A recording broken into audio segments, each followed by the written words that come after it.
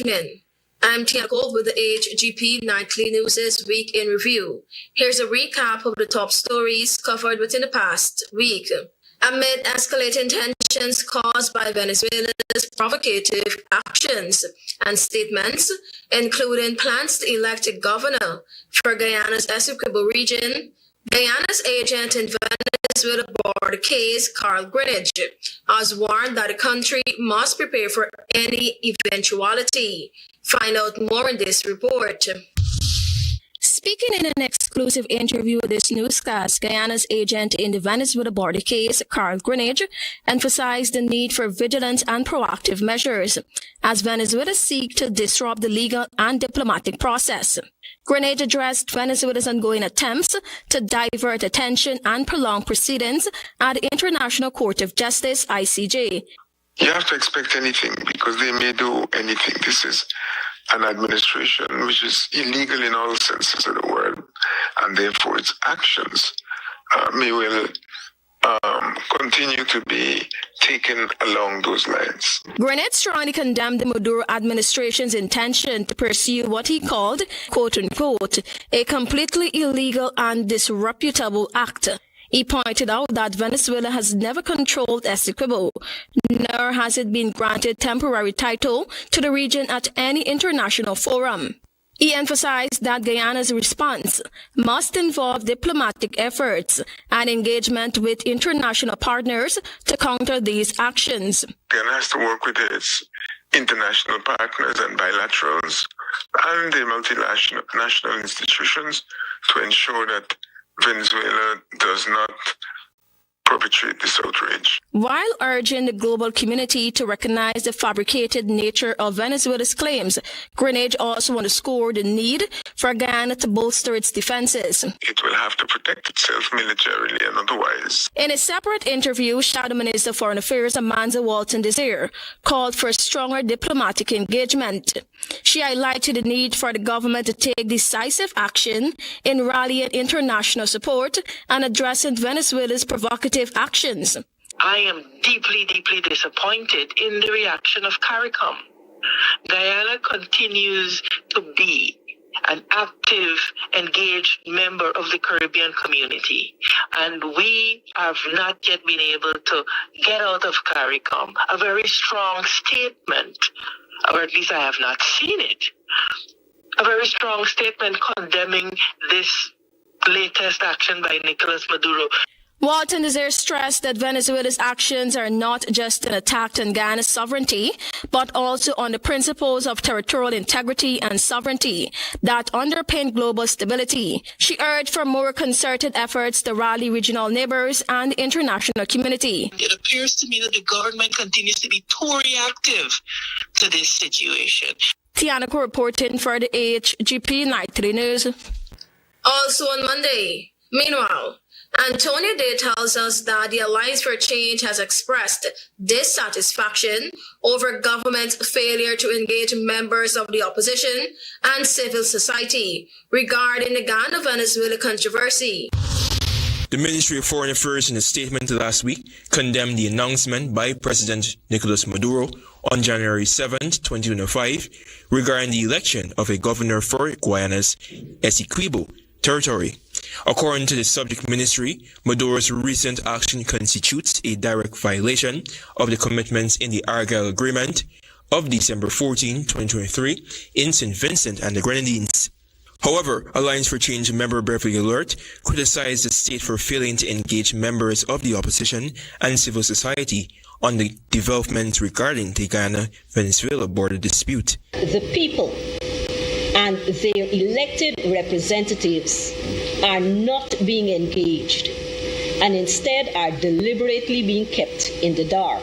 Alert reasoned that Venezuela has continuously violated international law and its commitments in the signed Argyle Agreement. Building bridges, fortifying and cocoa, cyber attacks, and appointing governors are only the most recent indicators that we have seen. But much more is taking place below the surface. She advocated for the government to take a people-centered and inclusive approach regarding this matter, which is of national importance. There has to be a whole of government and whole of nation approach that includes all strata of our society and all elected representatives. The AFC member noted that the Venezuelan government should not be taken for granted. Cat will eat our dinner. While the PPP parades and prances around to gain voter support, our neighbor to the west is not playing. We demand the immediate convening of the Foreign Relations Committee and the reconvening of a bipartisan border national security committee to ensure all hands are at work. Antonio Day reporting for the HGP Nightly News. On Tuesday, the prolonged absence of a substantive chancellor of the judiciary and the Chief Justice in Guyana is once again placed in the limelight, with President of the Guyana Bar Association Kamal Ramkaran being the most recent to add his voice to the conversation. Find out more in this report. President of the Bar Association Kamal Ramkaran on Tuesday, during the opening of Law Week 2025 at the Supreme Court, expressed frustration over the prolonged absence of a substantive chancellor of the judiciary and the Chief Justice in Guyana. This situation is untenable and it is unacceptable, and it is not something that we can continue to have happen. Ramkaran pointed out that over 2 decades, the roles of Chancellor and the Chief Justice have been filled by acting officials, with Justices Janet Cummins Edwards and Roxanne George serving in the respective positions since 2017. The process is not complicated. There is no reason that we should be here 20 years later without a Chancellor and a Chief Justice, and this is not something that should be accepted by anyone. Ramkaran emphasized that the 2 acting justices who have served the judiciary with distinction are more than qualified to be confirmed in the positions they currently occupy. I certainly still believe that the 2 people who are performing the role of Chancellor and Chief Justice, I don't want to call them acting, because they're not acting, they're doing their jobs every day. The people who are performing the role of Chancellor and Chief Justice are the people who should be confirmed in their positions, and it should happen as soon as possible. He also highlighted the tireless work of the Chancellor and the Chief Justice over the years, questioning why their prolonged appointments. The Bar Association's president noted that Article 127(1) of the Constitution mandates that the Chancellor and the Chief Justice shall each be appointed by the President after obtaining the agreement of the Leader of the Opposition. There's nothing complicated about that. The first part of it is a duty. It is a clear and unambiguous duty, which the law says is compellable. The Chancellor and the Chief Justice shall each be appointed by the President once there is a vacancy. Guyana's failure to confirm a substantive Chancellor and a Chief Justice has persisted across 4 consecutive presidential terms. This impasse stems from the constitutional requirement that the president secure the opposition leader's approval before making such appointments. Nearly 3 years ago, opposition leader Aubrey Norton wrote to the president, indicating his support for the confirmation of Justices Cummins and George to the 2 top judicial posts. Norton has since maintained that his support remains in place, alleging that it is the president who has been reluctant to advance the process. Currently, Justice Janet Cummins Edwards performs the duties of Chancellor, and Justice Roxanne George serves as Chief Justice in an acting capacity. Both were appointed by former President David Granger in 2017. Tiana reporting for the HGP Nightly News. Stay tuned to find out what other interesting stories made the news this week. Interested in honoring or paying tribute to a loved one, or just making a loved one feel special? HGP TV offers you all that and more. Air your birthday greetings, death announcements, and wedding anniversaries on HGP TV today. HGP TV offers affordable prices, convenience, and great services. Call us on 220-3660 or email us at sales@hgptv.com. Thanks Thanks for staying with us here on the HGP Nightly News Week in Review. Also on Tuesday, amid the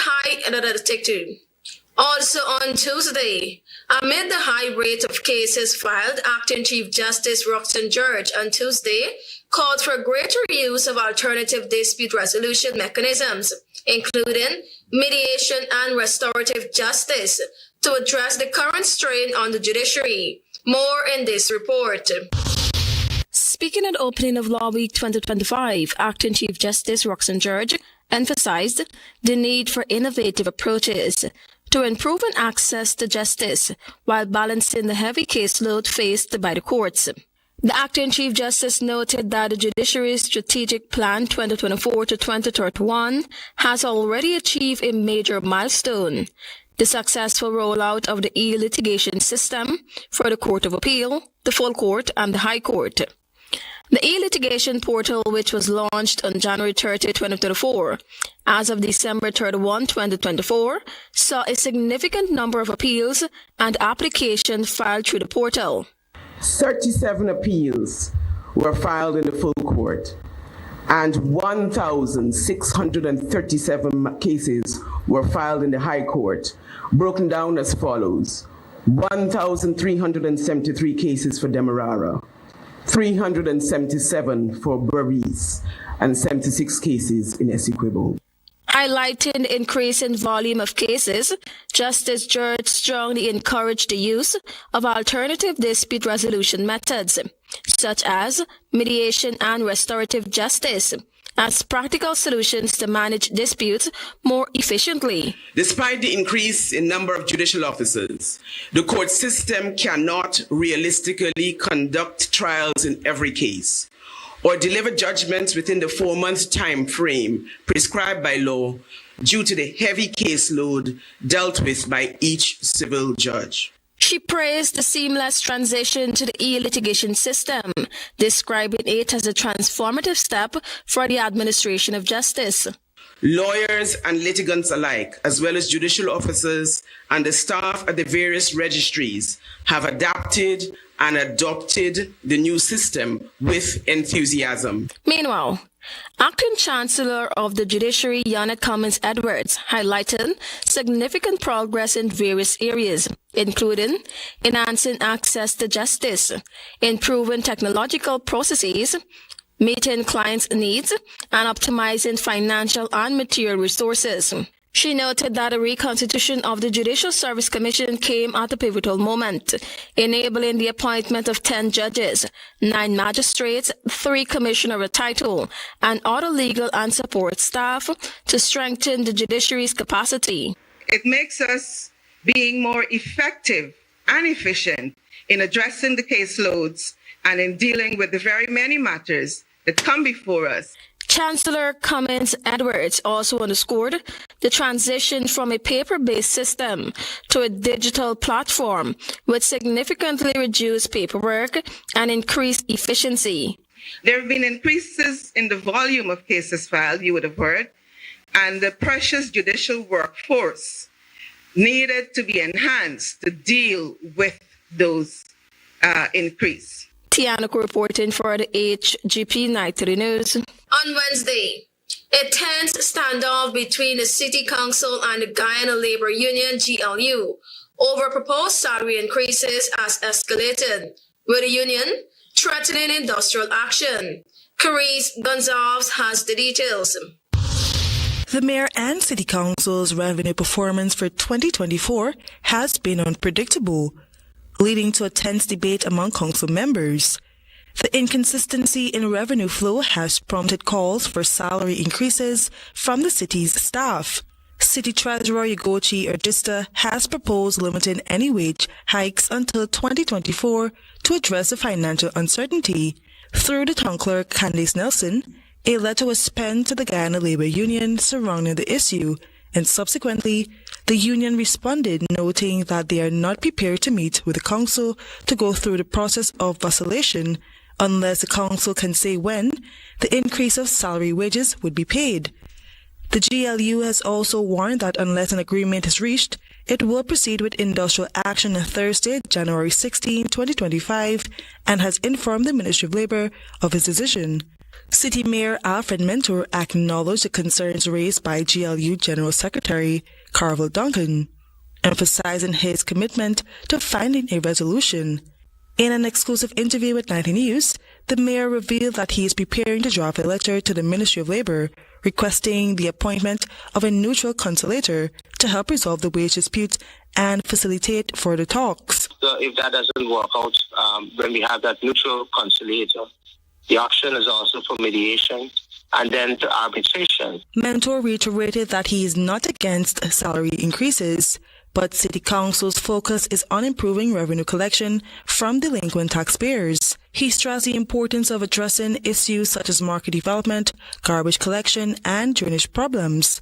The mayor emphasized that a collective approach is necessary to ensure consistent revenue flow, especially as some council officers have been failing to carry out their duties. If they were doing their job the way they should and looking after their statutory responsibility to cause the council to be able to get the kind of monies that it needs to get based on enforcing those statutory responsibilities, we would not have been in this position. We want to tie them and lock them in this position and lock the councillors, lock the officers, lock the unions, and lock everyone. Our staff must be on deck, or all hands must be on deck in order for us to get the kind of resources necessary to deal with these issues. Despite current disagreements, Mayor Mentor assured city staff that after the upcoming talks with the GLU and the MNCC, the council would make a decision on how to proceed with salary increases. The city's revenue performance in 2024 has been inconsistent, with 92% of expected market fees and 91% of container fees collected. Only half of the targeted revenue from other sources were met. Furthermore, only 58% of the anticipated property tax were collected. In total, the revenues from market and container fees, along with other sources, amounted to $803.2 million, while the property taxes contributed to $1.297 billion. Despite a revenue goal of $3.2 billion for the year, the city fell short by more than $1.2 billion, complicating discussions regarding potential salary increases.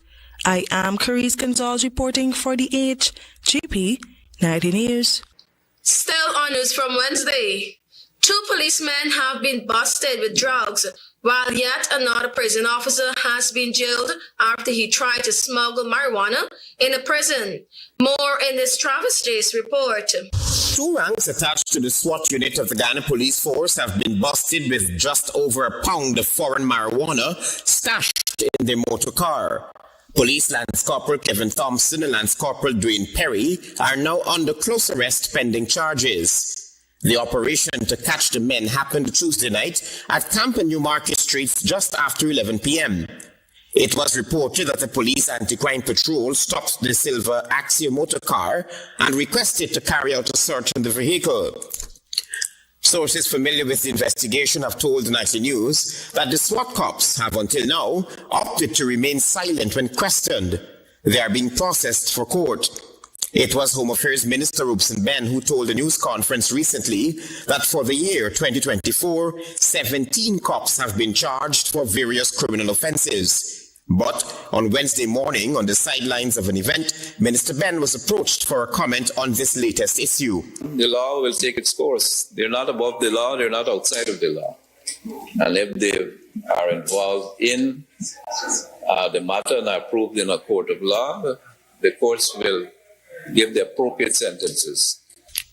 In a separate incident, prison officer Joel Johnson appeared at the Bartica Magistrates Court and pleaded guilty to the charge of possession of narcotics for the purpose of trafficking 1 day after he was arrested at a checkpoint to the Mazruni prison with over 800 grams of marijuana in his possession. The 21-year-old prison officer was sentenced to 3 years in prison and fined $30,000. The police claim that on Tuesday evening, Johnson returned to the Mazruni prison after being away for 4 days, and as such, he was subjected to a mandatory search. During the search of his backpack, 800 grams of marijuana stashed in Irish Spring soap boxes and Colgate toothpaste boxes were found. Travis Chase, HGP Nightly News. More of the top stories of the past week after the break. Stay tuned. Interested in honoring or paying tribute to a loved one, or just making a loved one feel special? HGP TV offers you all that and more. Air your birthday greetings, death announcements, and wedding anniversaries on HGP TV today. HGP TV offers affordable prices, convenience, and great services. Call us on 220-3660 or email us at sales@hgptv.com. Thanks for staying with us. On Thursday, the Ghana Elections Commission has been hauled before the High Court again. The issue of verification of addresses of registrants is now once again in the spotlight. Travis Chase has more details. The High Court on Wednesday held the first hearing in the case brought by People's National Congress Reform member Carol Smith-Joseph. Smith-Joseph has asked the High Court to order the Ghana Elections Commission to conduct house-to-house verification of the addresses of registrants, or future elections would not be credible. Attorney General and Minister of Legal Affairs Anil Nandlal seems befuddled by the filing of the case, arguing that such arguments laid out by Joseph to the court had already been ruled upon when Christopher Ram had challenged the legality of house-to-house registration in August of 2019. To remove a person from a list or to prevent the registration of a person because that person is not living at a particular fixed place of abode would be unconstitutional. Smith-Joseph wants the High Court to declare that the National Registration Act requires not only the verification of the existence of addresses claimed, but also that applicants live at or are connected to those addresses. Mr. Nandlal believes that such requests is unconstitutional. On what basis is there a requirement that you must live at a particular address in order to vote? Just work it out logically in your mind. Smith-Joseph is represented by Attorney Dexter Todd. Attorney Todd's argument is that the current mode of verification by GCOM sets a dangerous precedent for the future and the public's confidence in the National Register of Registrants, general and regional elections, local government elections, and irreparable damage to the rule of law. So what the registration officers have been doing is verifying address, but they have not been connecting the registrant to the address. So that has presented a serious problem. In essence, Smith-Joseph says the amendment to the National Registration Act requires the court's interpretation of the section to authorize the staff of GCOM to verify not only the existence of addresses, but also the connection of the address to the applicant or registrant. Particularly the Commissioner of Registration is by law obligated to ensure that the register is accurate. The contention of this whole matter is ensuring that GCOM knows and they are reminded that the NRA must always be as accurate as possible. The case will be heard on the 17th of March 2025 again. Travis Chase, HGP Nightly News. Also on Thursday, the first of two extraditions to the United States took place on Wednesday. Home Affairs Minister Robson Ben earlier this week made the announcement during a media conference. Find out more in this report. On Monday, during the Ministry of Home Affairs end-of-year press conference, Minister Robson Ben revealed that 2 arrests had been made in connection with extradition matters. Extradition matters are both Guyanese who are overseas and involved in serious criminal matters. On Thursday, the government of Guyana extradited to the United States of America Permanent Singh, a Guyanese citizen. A statement published by the Ministry of Home Affairs indicated that Singh waived his right to an extradition hearing and agreed to return to the USA to address the judicial proceedings related to a fatal vehicular accident. In September 2024, the government of Guyana received a formal extradition request from the United States government. Acting on this request, Minister of Home Affairs Rupson Ben directed Chief Magistrate Acting Faith Magusti to initiate the necessary legal proceedings for extradition. Permanent Singh is accused of operating a motor vehicle while his blood alcohol level exceeded the legal limit, impairing his faculties. He allegedly collided with another vehicle, resulting in the death of its sole occupant. Following the accident, Singh sustained injuries and received medical treatment at Broward Health Medical Center in Florida.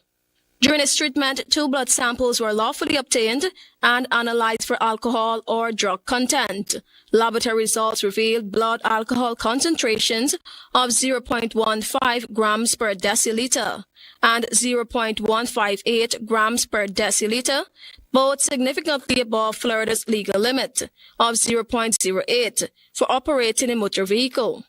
Singh's arrest was executed under a warrant issued by Chief Magistrate Acting Faith Magusti. The prosecution team representing the interest of the United States included Ms. Lisa Cave, Assistant Director of Public Prosecutions in the Director of Public Prosecutions Chambers, Ms. Omela Gladstone, Treaty Officer at the Ministry of Home Affairs, and Sergeant Stephen Hines of the Major Crimes Unit, who served as the investigating officer. On January 3, 2025, Singh was taken into custody for extradition by Chief Magistrate Faith Magusti. He remained in custody until his extradition was completed on January 15, 2025. This successful extradition highlights Guyana's dedication to international cooperation and its commitment to ensuring justice transcends borders. The revision of the Guyana's extradition law facilitates efficient legal proceedings for international extradition requests and ensuring compliance with global treaties. Tianako reporting for the HGP Nightly News. And finally, on Friday, there will be no biometrics for the 2025 general and regional elections. That decision was arrived at by Chairman of the Guyana Elections Commission, Claudette Singh. In the face of mounting calls from the parliamentary opposition and some quarters of civil society, Chairperson of the Guyana Elections Commission, Justice Retired Claudette Singh, has said that there will be no implementation of biometrics for the 2025 general and regional elections. Justice Singh, in arriving at her decision, said that with less than a year to go before the general and regional elections, and given the number of tasks needed to be done before such a system can be properly introduced, and all of the work already required to prepare for general and regional elections, she is convinced that this is not feasible within the available time frame. In relation to whether GCOM would introduce the digital collection of fingerprints and biometric fingerprint identification of voters in time for the 2025 general and regional elections, Singh said GCOM would still have to do several major things, including holding stakeholder consultations to determine whether GCOM should introduce biometrics now, consulting with stakeholders like the government and parliament to determine whether it is even possible to do so now, considering things like costs and any legislative amendments necessary to cater fully for it, procurement of equipment for the introduction of biometrics in the registration process and at the place of poll, training of staff on the use of such equipment, public education on the introduction of these systems and how they are to be used to aid in registration and in voting. It was Chief Election Officer of the Guyana Elections Commission, Vishnu Prasad, who found that electronic fingerprint biometric registration and voting would be more secure and would address allegations of voter fraud and voter impersonation. Travis Chase, HGP Nightly News. Amid escalating tensions between Guyana and Venezuela over the Essequibo region, Shadow Minister of Foreign Affairs Amansa Walton Desir is urging the government of Guyana to launch an aggressive public relations campaign. Shadow Minister of Foreign Affairs Amanda Walton Desir, in a telephone interview at this newscast, criticized the government for selectively engaging international media only to promote its domestic political propaganda. She stressed that the campaign must not only highlight Guyana's legitimate claim to Essequibo, but also counter Venezuela's provocative actions and statements, including its plans to elect a governor for the region. Walton Desir insists that leveraging social media and international platforms are critical to bringing global attention to Guyana's case. I am saying to them that they must use those very same media to push Guyana's case on the international community. Walton Desir stressed that the Guyana-Venezuela issue must take center stage in the court of public opinion. It means deliberately outreaching to major outlets and news networks using social media, for example. We have thousands of Guyanese who are resident in Essequibo. The government needs to be on the ground, and the message needs to be sent loud and clear to Nicolas Maduro that Essequibians, Guyanese, will not be partaking in any of his shenanigans. She also urged the government to refocus its efforts and demonstrate its capability to handle domestic and international issues simultaneously. This is an election season, and that Venezuela will capitalize on our distractions that usually accompany our domestic elections, our national regional elections. Walton Desir, who was also a parliamentarian, argued for a robust public relations campaign that highlights Guyana's unwavering commitment to the peaceful resolution of the Essequibo matter. This campaign, she said, must also expose the baseless nature of Venezuela's claim and rally international support for Guyana's case. It means engaging the international press. It means sending out your ambassadors to appear in various news programs. It means leveraging platforms like Twitter, Facebook, Instagram. The Guyana-Venezuela border dispute centers on Venezuela's claim to the Essequibo region, which makes up nearly 2/3 of Guyana's territory.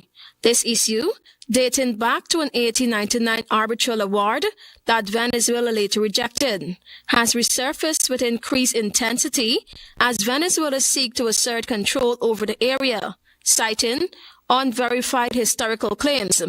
Guyana, backed by international law and a commitment to peaceful resolution, continues to defend its sovereignty, recently taking the matter to the International Court of Justice. Tiana reporting for the HGP Nightly News. That has brought us to the end of the HGP Nightly News' Week in Review. On behalf of the Nightly News team, thanks for watching.